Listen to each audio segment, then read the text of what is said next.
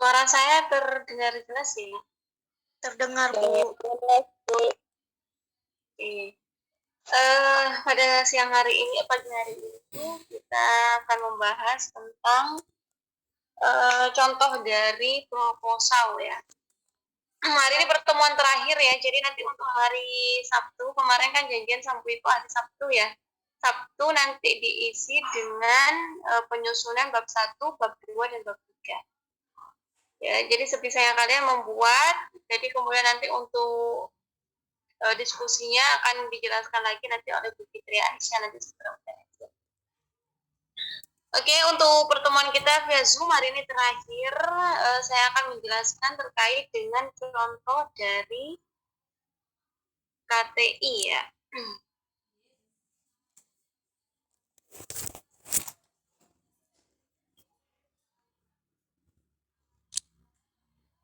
Slide saya apa sudah terlihat? Belum, Bu. Sudah, Bu. Oke, ini nanti yang akan kalian buat di semester 6 ya. Setidaknya saat ini kalian paham dulu bagaimana sih itu bentuknya proposal, bagaimana sih itu bentuknya KTI ya. Jadi biar kalian ada pandangan seperti apa.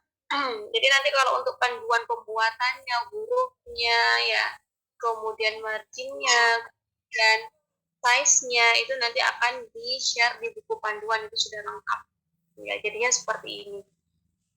Ini ada judul hubungan dukungan suami dengan proses bonding attachment pada ibu nifas. Coba saya tanya ke Neolitina, mana yang sebab, mana yang akibat dari judul ini?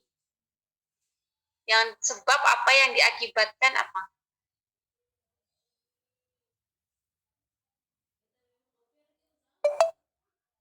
Gak usah bingung, di sini ada dukungan suami, ada bonding attachment. Mana sih yang sebab, mana sih yang diakibatkan? Yang menjadi sebab yaitu ini bonding attachment. Sebab itu kan adalah dukungan. Ya, dukungan suaminya baik atau cukup ya, kemudian ada yang buruk. Dampaknya terhadap attachment itu apa sih? Ya. Jadi sebabnya itu ada dukungan ya, sedangkan bonding attachment itu adalah yang diakibatkan. Contohnya hubungan dukungan suami dengan cakupan imunisasi dasar lengkap pada bayi.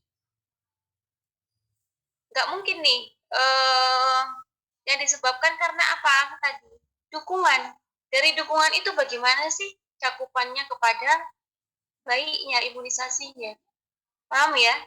Jadi ada sebab, ada akibat. Kalau ini sebabnya adalah dukungan suami, sedangkan bonding attachment adalah akibatnya.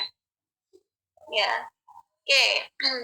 Ini ada karya tulis ilmiah, ditulis karya tulis ilmiah karena sudah bab 1 sampai bab 5. Ya, nanti kalau kalian pembuatan di hari Sabtu besok itu adalah masih proposal, ditulis proposal ya, tidak perlu KTI karena belum bab 1 sampai bab 5. Kemudian diajukan untuk memenuhi salah satu persyaratan, ada logo, kemudian ada nama institusi. Itu cover, kemudian halaman cover sama seperti cover tadi, kecuali diajukannya itu dihapus, ya itu bedanya. Setelah itu ada lembar pengesahan ya, jadi nanti ada penguji 1, penguji 2, pembimbing 1, pembimbing 2. Ini formatnya nanti akan kalian dapat di buku panduan. Pernyataan originalitas ini adalah nanti kalian tanda tangan bermaterai bahwa hasil penelitian ini adalah murni, adalah penelitian kalian, bukan plagiat dari miliknya orang lain. Oke. Kemudian ada moto ya, kemudian ada moto, ada persembahan, setelah itu ada kata pengantar. Ini sudah lengkap nanti pada saat kalian membuat KTI ya, di buku panduan nanti ada lengkap. Udah ada daftar isi. Kekurangan dari penelitian ini tidak ada daftar isinya ya. Untuk di halaman awal ya, di sini seharusnya ada daftar isinya, halaman keberapa pakai Romawi itu. Kemudian ini juga tidak ada ya. Ini masih belum sempurna, belum layak untuk dikumpulkan. Daftar tabel pun juga seperti itu. Jadi halaman. Kenapa sih harus ada daftar seperti ini? Itu mempermudah para pembaca. Contohnya pengen mengetahui nilai rata-rata, oke di halaman ini langsung buka, tidak perlu buka satu-satu. Itu tujuannya dari daftar isi, daftar tabel sama daftar lampiran. Jadi juga harus ada halaman. Kemudian kalian kemarin sudah membuat pendahuluan ya. Jadi judulnya apa, pendahuluannya seperti apa. Jadi harus didasarkan dengan data-data. Ini data. Alangkah baiknya kalian membuat data secara mengerucut dari data nasional. Contohnya kalian mau meneliti tentang AC eksklusif sejak di nasional itu bagaimana sih di Indonesia. Ya, kemudian setelah itu mengerucut ke provinsi di Jawa Timur bagaimana pemberian AC eksklusif. Ya, apakah sudah memenuhi target atau tidak? Ya. Kemudian setelah itu baru mengerucut ke kota Malang. Contohnya kalian mengambil di kota Malang. Setelah itu mengerucut lagi bagaimana di PMB kalian atau di puskesmas yang kalian tuju untuk data cakupan ANC. Setelah itu kemarin studi pendahuluan ya, kalian kemarin sudah menanyakan ya ke bidan, ya ke Bikor ataupun siapa saudara kalian yang bekerja di instansi kesehatan terkait dengan data di sana. Itu diceritakan di sini. Ya, itulah dasar kenapa kalian mengambil judul tersebut. Itu diceritakan. Ya, setelah itu ada tujuan penelitian, ada hipotesis. Ini tujuan penelitian untuk mengetahui hubungan, ya hipotesisnya diduga. Ya, masih diduga. Bagaimana membuktikannya dengan melakukannya penelitian tadi? Karena pendahuluan masih kita menduga dulu. Ya, ada yang namanya hipotesis. Itu hipotesis adalah dugaan sementara. Ya, kemarin sudah saya kasih PPT saya, ada 14, silahkan dipelajari itu. Karena kita pertemuan hanya 40 menit ya, jadi memang kurang sekali waktunya untuk menjelaskan semua PPT, semua materi. Ya, jadi silakan kalian pelajari sendiri, saya langsung ke penerapannya saja ke proposal. Di bab 2 itu adalah tinjauan teori. Sesuai dengan judul kalian. Kalau judul kalian ada hubungan pengetahuan ibu dengan cakupan imunisasi dasar lengkap, yang dimasukkan apa? Teori tentang pengetahuan, teori tentang imunisasi dasar lengkap. Karena tadi ini judulnya adalah dukungan suami dengan bonding attachment, berarti yang dimasukkan di teori adalah dukungan suami dan bonding attachment ya. Bab 2 murni dari buku, dari jurnal. Ya. Jadi tidak boleh kalian membuat asumsi kalian di teori ini. Ya. Jadi ini semuanya dari buku. Buku diusahakan adalah 10 tahun terakhir karena sekarang sudah 2022. Maksimal itu di 2012. Untuk yang sebelum 2012 silakan di-upgrade, cari yang referensi terbaru. Ya. Kemudian tidak hanya dari satu buku, banyak sekali. Ini contohnya dari ini dari Friedman ya. Kemudian setelah itu di sini dari Ani ya. Jadi silakan cari beberapa referensi dan dimasukkan ke tinjauan teori. Ya, dimasukkan di bab 2. Ya, kemudian ada definisi, kemudian klasik. Ya, kalian tinggal mengambil yang sudah ada. Tetapi jangan sampai kalian plagiat. Artinya apa? Jangan sampai 100% plagiatnya. Kalian baca dulu satu paragraf ini. Kemudian kalian memparafrase menggunakan kata-kata sendiri agar tidak terjadi plagiarisme. Itu ya. Jadi ini bonding attachment, pengertiannya, caranya, ini semua dijelaskan di bab. Setelah itu apa? Ada yang namanya penelitian terdahulu. Jadi silakan kalian cari-cari penelitian terdahulu terkait dengan judul kalian di internet itu banyak ya. Silakan cari di beberapa jurnal, itu dijelaskan di sini. Ini penelitian menurut awalnya hasilnya bagaimana? Ini menurut penelitian menurut Astarioni, oh ternyata ada hubungan. Oh ini ternyata penelitian menurut Sri Niwandi. Hasilnya apa? Ada pengetahuan, ada hubungan. Seperti itu dijelaskan hasilnya seperti apa, dimasukkan di sini. Inilah yang mendukung penelitian kalian. Ya. Kemudian setelah itu di bab 3 ada metode penelitian. Di sini karena kalian penelitian, di sini kita tidak menggunakan kualitatif ya, setidaknya kalian harus tahu nanti penelitian kualitatif itu apa. Di sini kita menggunakan kuantitatif ya. Kemudian nanti kalau kalian mau meneruskan untuk ke S1, S2, jadi biar tidak asing dengan kata-kata kualitatif ya. Jadi secara teori dulu kalian sudah harus paham kualitatif itu seperti apa, tapi nanti penerapan di bab 3 nanti untuk di proposal kalian menggunakan yang kuantitatif. Dijelaskan ya. Jadi kuantitatif, kemudian di sini menggunakan korelasi. Kemudian setelah itu lokasi penelitiannya, kemudian waktu penelitiannya kapan, ini lokasi di BPM Supiana, kemudian lokasi waktunya Agustus sampai September. Variabel independen sama yang sudah saya jelaskan tadi di awal. Independen adalah variabel yang menyebabkan atau yang menjadi sebab. Ya, contohnya tadi adalah dukungan suami. Kita menyebutnya dengan variabel X. Adalah variabel independen atau variabel sebab. Sedangkan variabel dependen adalah variabel yang dipengaruhi. Ya, yang dipengaruhi apa tadi? Bonding attachment. Kita menyebutkan dengan variabel Y. Setelah itu definisi operasional ya. Ini adalah kalian mengambilnya dari teori dan ini dikembangkan nanti menjadi pertanyaan di kuesioner yang kalian sebarkan kepada ibu. Ya, di teori tadi sudah jelas hubungan suami dibagi menjadi 4 ya, emosional, informasi, ya, instrumental, penghargaan. Setelah itu bonding attachment juga ada IMD, ya, pemberian ASI ekspresi selama 6 bulan, ikatan kasih sayang. Ya, kemudian setelah itu ada yang namanya populasi dan sampel. Tadi untuk Menas Nova judulnya apa Menas? Judul punya kamu apa? Judul penelitian.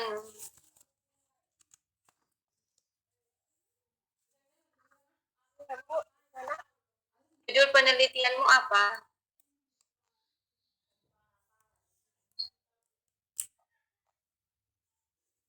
Judulnya itu hubungan tingkat pengetahuan ibu tentang penanganan adaptasi psikologi. Yang hubungan tingkat pengetahuan, berarti kan tingkat pengetahuan itu adalah sebab, kemudian yang disebabkan adalah adaptasi fisiologis tadi ya. Itu pada ibu hamil ya. Oke.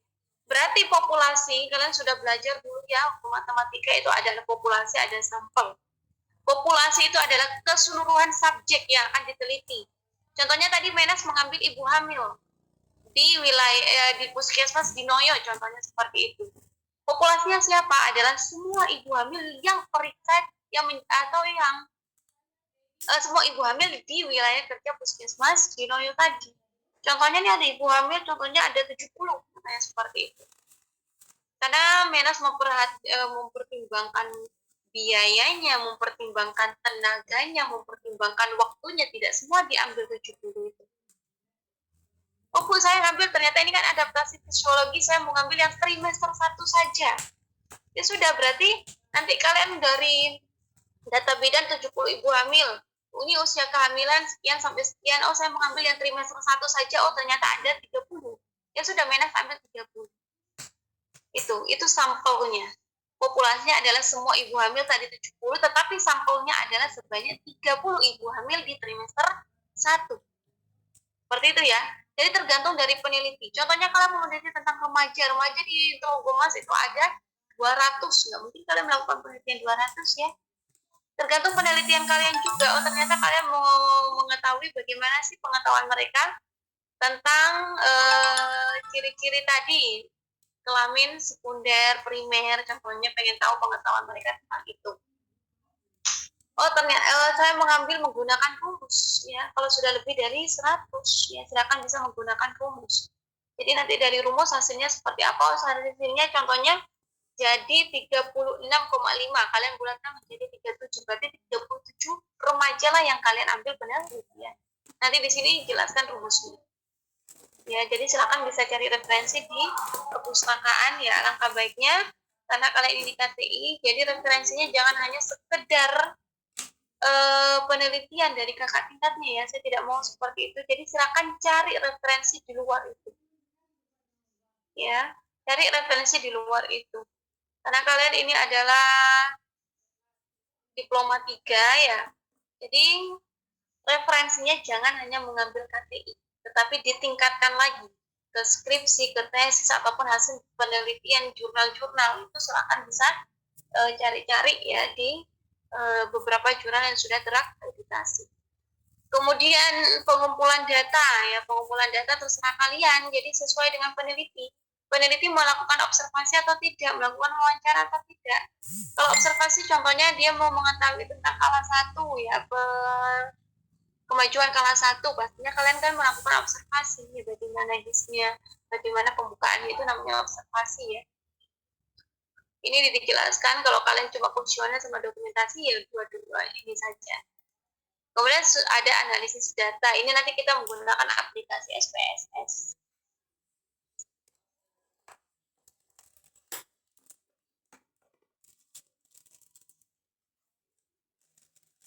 Menggunakan aplikasi SPSS.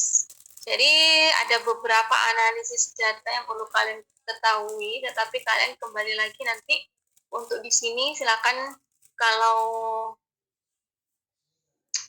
judulnya dengan intervensi, contohnya kita memberikan perlakuan, pemberian jus, kemudian pemberian senam yoga, kemudian juga senam dis minor. Intinya kalian memberikan intervensi itu menggunakan tes ya. Kemudian kalau untuk di judulnya hubungan, untuk mengetahui korelasi menggunakan yang saya contohkan ini ya. Kemudian di sini tadi yang namanya bab 4 bab 5 nggak perlu saya jelaskan ya, kita fokus ke proposal saja. Setelah itu jangan lupa ada daftar pustaka. Apa yang kalian masukkan, apa yang kalian kutip itu harus dimasukkan di daftar pustaka. Ya. Kemudian setelah itu ada yang namanya sebelum kita penelitian harus kita menyodorkan ini dulu. Surat permohonan menjadi responden. Jadi nama kalian, mahasiswa mana ya. Kemudian setelah itu kalian memberitahu ibunya, Bu, saya dari menjelaskan ya. Kemudian setelah itu kalian inform konsen ya, mengisi inform konsen ibunya. Jadi setuju atau tidaknya untuk dilakukan penelitian. Kalau setuju berarti mengisi. Kemudian setelah itu tanda tangan. Ini yang harus kalian punya. Jadi jangan sampai hilang ya. Karena ini adalah kesediaan ibu atau persetujuan ibu untuk menjadi responden. Nah itu ini. Tadi kan dari DOP X, variabel X itu kan ada 4 ya. Ada dukungan informasional, instrumental, ya ada dukungan emosional. Inilah kita kembangkan jadi pertanyaan. Ya, tadi sudah jelas untuk yang jawab A itu skornya 3, yang B 2, ini 1. Ini dikombin lah semuanya sehingga hasilnya nanti seperti ini. Ya, jadi responden A usianya 31 tahun, kodenya itu terserah dari peneliti ya. Kalau peneliti pengennya usia 17 sampai 20, itu saya kasih kode 1. Itu nanti mempermudah pada saat menganalisisnya di SPSS. Kemudian pendidikannya, kemudian pekerjaannya apa, ini dijelaskan. Kemudian setelah itu tadi dari pertanyaan, oh ternyata responden 1, dia pertanyaan 1 jawab B, dia pertanyaan 2 jawab C, ini kan sudah jelas. Ini skor totalnya. Kemudian pertanyaan variabel Y, skor totalnya ini. Yang dimasukkan di SPSS adalah skor total ini. 6, 7, 6 ini semuanya sampai dengan 5. Kemudian yang Y yang ini. Inilah dimasukkan di SPSS. Jadi nanti bisa kalian install untuk aplikasi SPSS. Jadi seperti ini aplikasi SPSS. Ya. Jadi untuk SPSS ini tidak diwajibkan ya, tetapi alangkah baiknya kalian bisa menganalisisnya sendiri. Ya, tidak menggunakan jasa. Kalau menggunakan jasa kan bisa kita menganalisiskan ke orang lain, tinggal kita dapat hasilnya seperti apa baru kita interpretasikan ke bab 4 bab 5. Tapi kalau untuk kita mau mengisinya, contohnya tadi kan ada total ya, skor total X-nya, contohnya ada 6, 7, itu terserah ya, sesuai tadi hasilnya ya. Bumi kok ngarang aja dulu, biar kalian bisa tahu.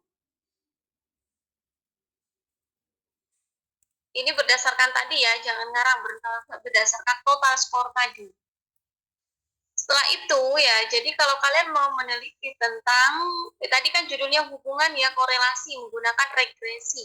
Kita cek di sini analyze ke regresi, kemudian ke linear.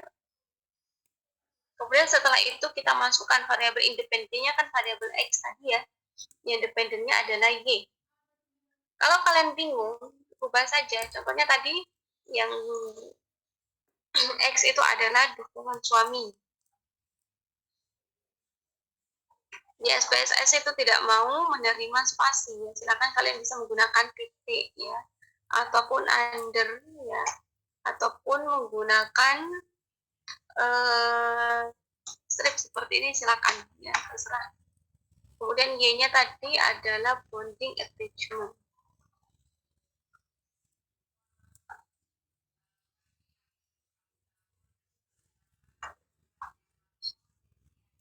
Oke, setelah itu ke analyze, ke regresi, linear ya, dimasukkan lagi. Ini kan independennya dukungan suami, bonding attachment, nah, klik OK.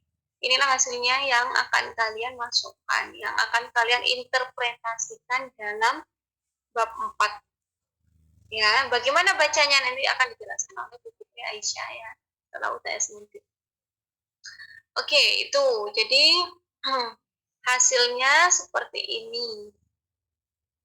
Itu nanti dilampirkan di proposal kalian. Hasilnya kan seperti ini. Inilah yang akan kita baca. Dimasukkan di bab 4. Jangan lupa dokumentasinya. Ya. Oke, tadi terkait dengan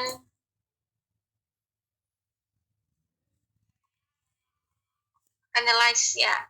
Jadi uji atau analisa data, kalau kalian mempelajari ini, kita memang waktunya kurang ya. Kita hanya 40 menit menjelaskan materi yang cukup banyak ya. Kemudian kemarin saya sudah share ya untuk pertemuan 1 sampai pertemuan 6 untuk video penjelasan saya. Kemudian nanti untuk materi yang lain silakan bisa dipelajari ya, dibuka satu-satu. Materi saya sudah saya kirimkan ke kalian ya, linknya silakan bisa di-download. Ya. Contohnya, kapan sih kita menggunakan uji T tadi? Jadi fokusnya kalian sementara saat ini adalah bagaimana kalian mempelajari uji T sama regresi. Jadi untuk yang lain nanti akan dijelaskan oleh Bu Fitri Aisyah. Ya, jadi contohnya tadi kalau kalian meneliti tentang pengaruh pemberian jus naga terhadap peningkatan kadar hemoglobin pada remaja. Itu kan kita ada 2 kelompok nih ya. Satu kelompok ada 15 orang contohnya diberikan buah naga jus tadi. Sedangkan satu kelompok tidak diberikan apapun. Itu kan 2 menggunakan statistika uji T. Sedangkan kalau judulnya hubungan ada sebab ada akibat seperti yang Bu Iko contohkan, miliknya Menas juga tadi kan merupakan penelitian yang sebab ada akibat. Judulnya kan hubungan tadi apa? Tingkat pengetahuan ya. Kemudian bagaimana terhadap adaptasi tadi. Itu menggunakan regresi. Itu ya. Jadi ini nanti silakan dipelajari sendiri. Memang harus membutuhkan waktu yang lama karena Bu Iko menjelaskan waktu 40 menit ini sangat kurang sekali. Ya, ada yang ditanyakan?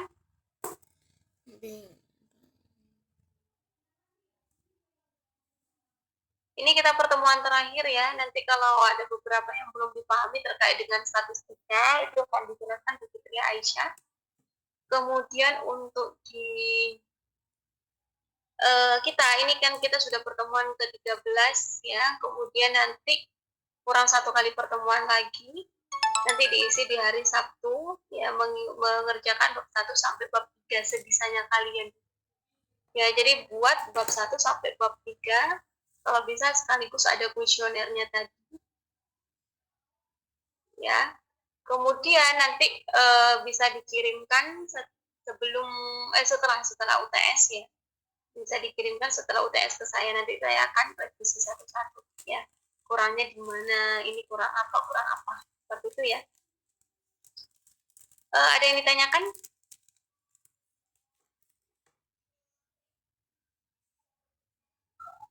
Ini kenapa kok nggak tanya, bingung ya? Jadi Saya memang kalau untuk metode penelitian, kenapa sih nanti ada metode penelitian di tingkat D3 ada, S1 ada, S2 ada, memang lingkupnya luas sekali, Dek. Kalian mempelajari sekarang, kalau nggak segera diterapkan, tidak diterapkan, akan tetap bingung ya. Bagaimana sih ini menggunakan SPSS, bagaimana sih kita mengerjakan bab 3 ini ya. Pasti bingung kalau nggak segera dipraktekkan. Makanya kemarin Bu Iko fokus dipraktekkan dulu, membuat bab pendahuluan, karena itu sebagai dasar kalian ya bisa memahami materi-materi yang sudah saya jelaskan secara teori. Bu Iko menjelaskan secara teori dari PPT yang pertama sampai ke 14 tadi. Kalau kalian prakteknya ini tidak ada sama sekali, tidak mematuhi sama sekali, jadi saya fokus ke prakteknya saja ya. Ada yang ditanyakan?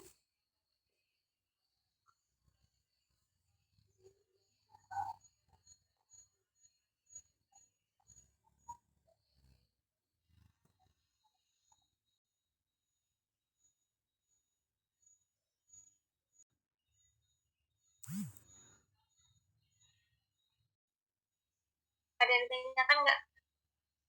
Oke, saya screenshot dulu ya.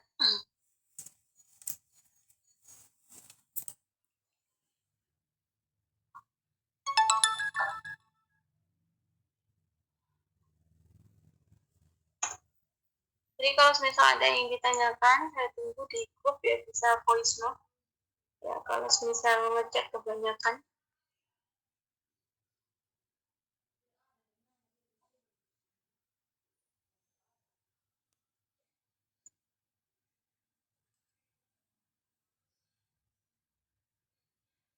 Oke, kalau nggak ada yang ditanyakan lagi, Bu Iko akhiri. Terima kasih atas partisipasinya. Kalau ada yang masih bingung terkait dengan analisis, nanti akan dijelaskan lebih detail lagi karena di Aisyah setelah UTS ya. Oke, untuk soal dari saya, ya jadi silakan dipelajari semua PPT saya dari bab 1 sampai sampai pertemuan 1 sampai ke 14, silakan dipelajari. Nanti untuk soalnya saya lebih ke multiple ya, jadi ke multiple choice. Jadi silakan setelah kalian mengisinya akan langsung ada skornya. Jadi silakan bisa dipelajari kekurangannya gimana. Oke, kalau itu tidak ada yang ditanyakan lagi, Bu Iko akhiri. Selamat pagi. Assalamualaikum warahmatullahi wabarakatuh. Waalaikumsalam warahmatullahi wabarakatuh. Terima kasih.